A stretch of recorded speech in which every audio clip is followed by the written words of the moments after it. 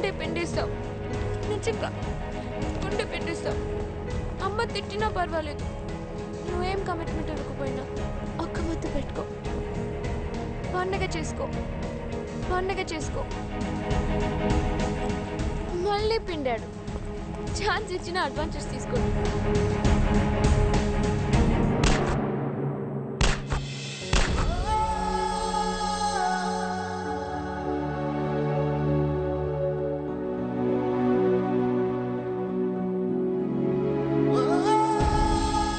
తెలియని వ్యక్తులు హత్యాయత్నం చేశారు. రాష్ట్రం ఈ దుర్ఘటనతో దిగ్భ్రాంతి చెందింది.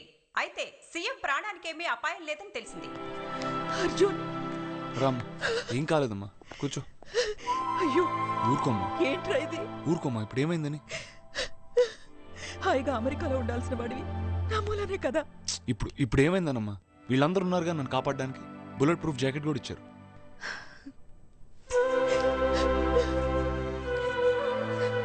వెళ్ళిపోరా, ఈ దేశంలో మంచితనాన్ని చచ్చిపోయిందిరా. అందరూ రాక్షసులే, వీళ్ళ మధ్య ఉండాల్సిన కర్మ నీకేం పట్టిందిరా? ఇది కర్మ కాదమ్మా, ఇది నా అదృష్టం. ఏదో ఉందమ్మా ఈ పదవులు. కోపం, స్వార్థం, రాగద్వేషాలు అన్నీ పోయినాయమ్మా. చివరికి చావంటే కూడా భయం పోయిందమ్మా. అలా మాట్లాడొద్దు.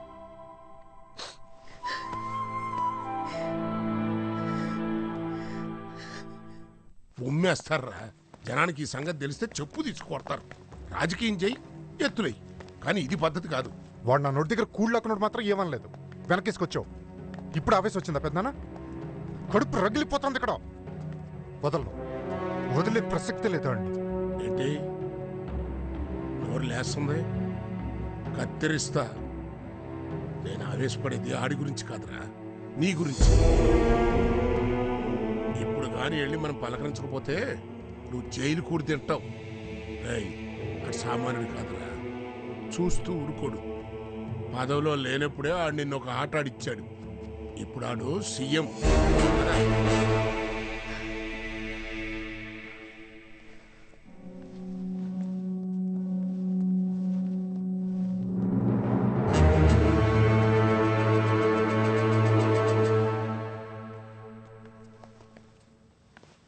అమ్మా,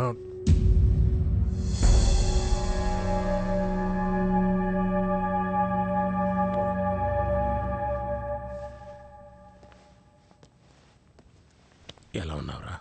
బానే ఉన్నా. అమ్మా, పెద్దనాన్న, మొదటి తప్పు, ఊరుకుంటున్నాను. రేపటికల్లా వాడు రెసిగ్నేషన్ నా టేబుల్ మీద ఉండాలి, లేకపోతే జైలుకి పంపిస్తాను. సీఎం అర్జున్ ప్రసాద్ పై జరిగిన దాడికి నైతిక బాధ్యత వహిస్తూ రాష్ట్ర హోమ్ మినిస్టర్ ధనంజయ్ తన పదవికి రాజీనామా చేశారు.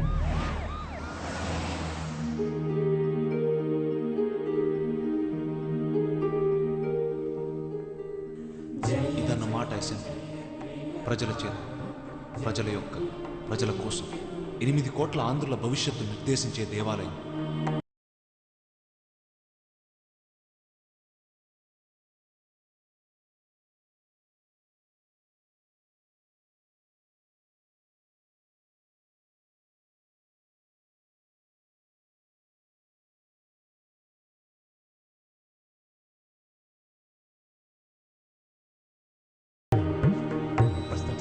సరే,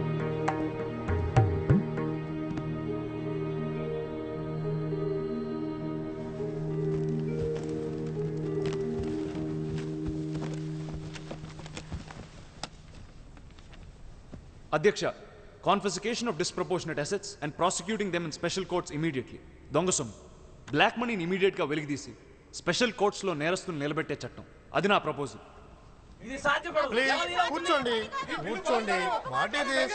కూర్చోండి. సీఎం గారు మాట్లాడుతున్నారు కదా, కూర్చోండి. సీఎం గారు మీరు చెప్పండి. ఏసీబీ పరిధిని పెంచి స్టేట్లో ఉన్న ప్రతి డిపార్ట్మెంట్, ప్రతి ప్రొఫెషనల్, ప్రజాప్రతినిధులతో సహా అందరినీ ఏసీబీ పరిధిలోకి మాట్లాడుతున్నారండి మీరు? కూర్చోండి. ఏంటండి ఎలా గొడవ చేస్తారు? చెప్పేది వినండి కొంచెం. కూర్చోండి please, take your seats. Srinivas గారు మీరు చెప్పండి. అధ్యక్ష, సీఎం గారు చెప్పదలుచుకున్నది క్లారిటీతో చెప్పడం లేదు అధ్యక్ష. వీటిలో చాలా లొసుకులు ఉన్నాయి అధ్యక్ష. గవర్నమెంట్ కోర్టుల చుట్టూ తిరగాల్సిన పరిస్థితి వస్తా ఉంది అధ్యక్ష. ఇన్కమ్ ట్యాక్స్ సెంట్రల్ గవర్నమెంట్ కి సంబంధించింది. దాన్ని మనం ఎలా ముట్టుకోగలం అధ్యక్ష? అధ్యక్ష అదేం ప్రాబ్లం అవ్వదు.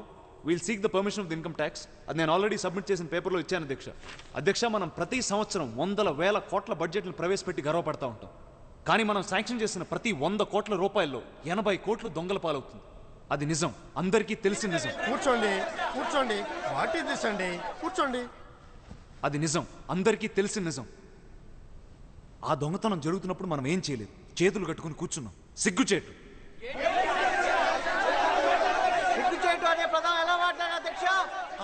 ఓకే ఓకే, సిగ్గుచేటు అన్న పదాన్ని రికార్డ్స్ నుంచి తొలగిస్తున్నాం. సీఎం గారు మీరు చెప్పండి. అవినీతి అభివృద్ధి ఒక్క దగ్గర ఉండలేవు అధ్యక్ష. మన తాతలు చెప్పారు భారతదేశం అభివృద్ధి చెందుతున్న దేశం, విన్నాం. తర్వాత మన తల్లిదండ్రులు అదే అన్నారు, ఊరుకున్నాం.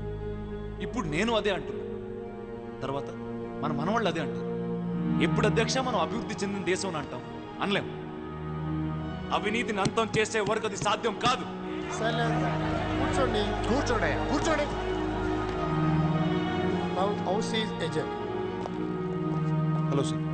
రావయ్యా, చెప్పండి సార్. ఎలా ఉంది ఫస్ట్ డే? బాగుంది సార్. బిల్ పాస్ అవుద్దంటారు సార్? ఛాన్స్ లేదయ్యా. నేరం చేసిన వాడికి శిక్ష ఇద్దామంటే ఒప్పుకోవడానికి ఏంటి సార్ బల్బ్ వీళ్ళకి? హత్యలు చేస్తారు, డబ్బులు తింటారు, యాసిడ్లు పోస్తారు, పట్టుకుంటే 2-3 రోజుల్లో దర్జాగా బయటకు వస్తారు. ఏంటి సార్ మనకి దౌర్భాగ్యం? చట్టాలని కొంచెం స్ట్రిక్ట్ చేయమన్నాం, అంతేగాని మీ సొమ్మేం అడగలేదు కదా సార్. అందుకే చెప్తున్నాను. కూర్చో. అక్కడే పొరపాటు, మన సొమ్మే పోతుంది. అవినీతి మనకే అవసరం. ఇలాంటి చట్టాలు చేసి వాళ్ళని తృప్తిపరిచాం అనుకో, రేపు అవినీతి పనులు చేసే అవకాశం మనకుండదు కదా. ప్రజలు తిరగబడరా? వాళ్ళు ఏమైనా పిచ్చోళ్ళ? వాళ్ళు అడిగితే ఏం సమాధానం చెప్తారు? సమాధానాలు అడిగి వినే తీరిక ఎవరికి ఉందయ్యా? వాడు కష్టపడి పనిచేసి చికెన్ బిర్యానీ తెచ్చుకుంటాడు. వాడి దగ్గర చికెన్ ముక్క లాక్కున్నాం అనుకో, అన్నంలో పప్పు కలుపుకొని తింటాడు. పప్పు లాక్కున్నాం అనుకో, చారు కలుపుకొని తింటాడు. అన్నమే లాక్కున్నాం అనుకో, వాడు కంగారు పడి అటు ఇటు చూస్తాడు. అప్పుడు మనం రైస్ ఫ్రీ అనాలి. వాడు ఎగిరి గెంతేసి పనిని చికెన్ బిర్యానీని మర్చిపోయి మన దగ్గర బానిసలాగా పడుంటాడు. సమాధానాలు ఎవరికి కావాలయ్యా? అది మన పాలసీ. కానీ అది తప్పు కదా సార్. లేదయ్యా, ప్రజలు మన నుంచి ఏమీ ఎక్స్పెక్ట్ చేయట్లేదు. ఇలా ఉంటేనే వాళ్ళు ఓటేస్తారు. వాళ్ళని మనం అలాగే ఉంచాలి. వాళ్ళకి మన మీద ఆశ లేదు, మనకి వాళ్ళ మీద హక్కు లేదు. ఏమిటి నవ్వుతున్నావు? ఏం లేదు సార్, మీరు ఎప్పుడు పోతారని. ఇలా చేయండి సార్. మీకు 70-80 ఏళ్ళు ఉంటాయి. ఈ చేతులతో మీరు గాంధీ గారిని తాకుంటారు, ఆ కళ్ళతో నెహ్రూ గారిని చూసుంటారు. ఇంత తెలివి, ఇంత అనుభవం, ఇవన్నీ ఎందుకు సార్? నయా పైసా ఉపయోగం లేదు. అలాంటప్పుడు మీరు ఉంటే ఎంత, పోతే ఎంత?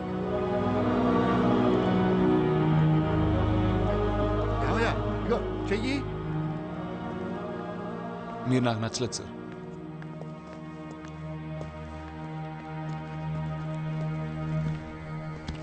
సార్ ఏమిటి, bill pass అవ్వాలనుందా?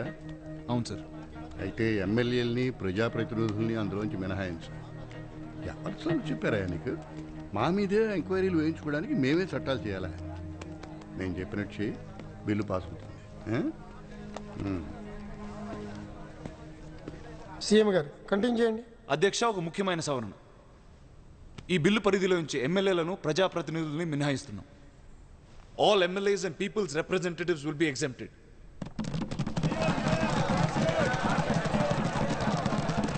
Please keep quiet. CM గారు కంటిన్యూ చేయండి. మనం ఎంత నీతిమంతులం అందరికి తెలుసు కదా. మనకు చట్టాలు వర్తించవు, బాగోదు. అందుకే నౌ హౌస్ ఈజ్ ఏజెంట్.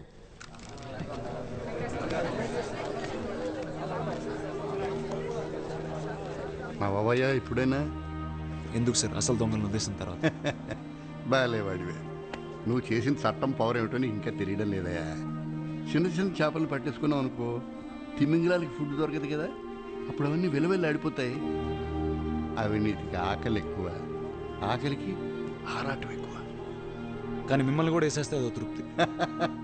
మరి అంత తొందరపడకయా, నీలో విషయం ఉందయా. కాకపోతే ఓ 6 నెలల కంటే ఎక్కువ ఉండవు. ఎమ్మెల్యేలకి నీ విషయం అర్థమైందనుకో, నీ పని అవుట్. కానీ ఇవాళ హౌస్ చాలా బాగుందయా, ఏదో చిన్న సాటిస్ఫాక్షన్. ఆ, ఆ గాంధీ డైలాగ్ భలే చెప్పావయ్యా, ఎక్కడో తగిలింది. ఏమయ్యా, ఎప్పుడు పోతానని ఎదురు చూస్తున్నానన్నావు ఇందాక, మరి 2-3 ఏళ్ళు ఉండొచ్చు అంటావా? Ex service men Robert sir. Hello, sit down please. Sir 200 మంది. We can start our work immediately. We are tracking all cell phones. అలాగే బంధువులవి, స్నేహితులవి అన్ని ఫోన్లు ట్యాప్ చేస్తున్నాం sir. We are waiting for your go ahead. Okay gentlemen, Sharma గారు, you can go ahead. First ఆ Singur gang raid చేయండి. All the best for a better India. Thank you.